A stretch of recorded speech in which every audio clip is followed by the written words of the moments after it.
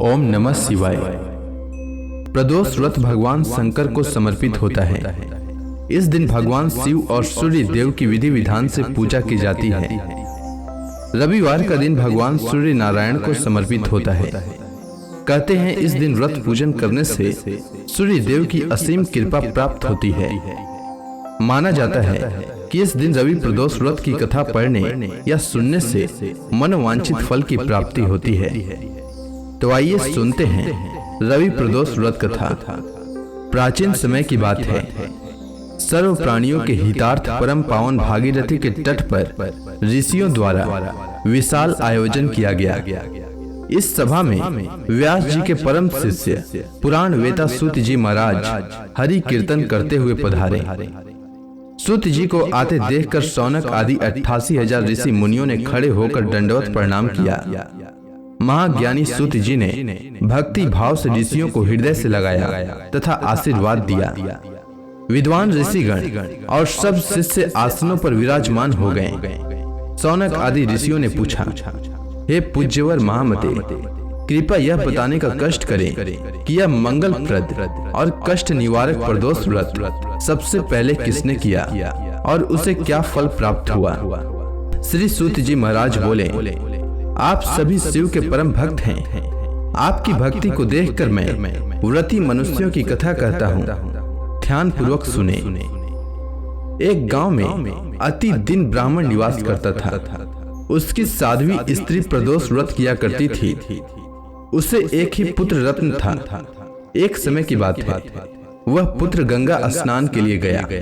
दुर्भाग्यवश मार्ग में चोरों ने उसे घेर लिया और वे कहने लगे कि हम तुम्हें मारेंगे नहीं, तुम अपने पिता के गुप्त धन के बारे में हमें बतला दो। बालक दीन भाव से कहने लगा कि बंधुओं, हम अत्यंत दुखी दीन हैं, हमारे पास धन कहाँ है। तब चोरों ने कहा कि तेरे इस पोटली में क्या बंधा है। बालक ने निसंकोच भाव से कहा, मेरी माँ ने मेरे लिए रोटियां दी है। यह सुनकर चोरों ने अपने साथियों से कहा कि साथियों, यह बहुत ही दीन दुखी मनुष्य है, अतः हम किसी और को लूटेंगे। इतना कहकर चोरों ने उस बालक को जाने दिया। बालक वहां से चलते हुए एक नगर में पहुंचा। नगर के पास एक बरगद का पेड़ था। वह बालक उसी बरगद के वृक्ष की छाया में सो गया। उसी समय उस नगर के सिपाही चोरों को खोजते हुए उस बरगद के वृक्ष के पास पहुंचे और बालक को चोर समझकर बंदी बनाकर राजा के पास ले गए। राजा ने उसे कारावास में बंद करने का आदेश दे दिया। ब्राह्मणी का लड़का जब घर नहीं लौटा तब उसे अपने पुत्र की बड़ी चिंता हुई। अगले दिन प्रदोष व्रत था। ब्राह्मणी ने प्रदोष व्रत किया और भगवान शंकर से मन ही मन अपने पुत्र की कुशलता की प्रार्थना करने लगी। भगवान शंकर ने उस ब्राह्मणी की प्रार्थना स्वीकार कर ली।